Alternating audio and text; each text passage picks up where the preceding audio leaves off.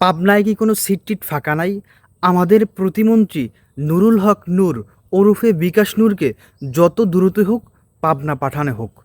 ইলিয়াস ভাইয়ের এক ভিডিওতে তার রাতের ঘুম তো শেষ, মোটামুটি পাগল হয়ে গেছে, আধা পাগল হয়ে গেছে।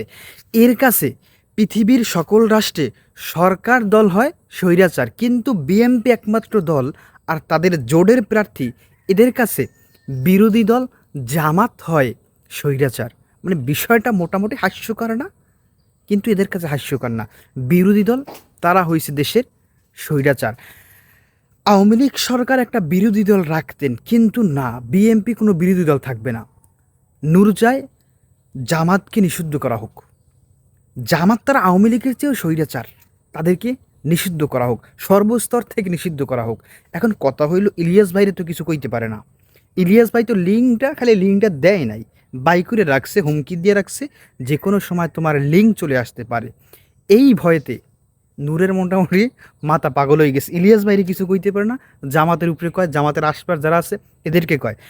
আমির হামজা বিএনপির পক্ষে, বা আমির হামজা যা বলছে আওয়ামী লীগের, নূর জীবনে বলতে পারে নাই। ওয়াজের ময়দানে একমাত্র আমির হামজাই জায়গায় আওয়ামী লীগের বিরুদ্ধে কথা বলতেন, এবং লাগাতার 3 মাস নির্যাতন করা হয়েছে, 3 মাস আমির হামজারে জেলে রাখা হয়েছে, যেটা নূরেরও রাখা হয় নাই।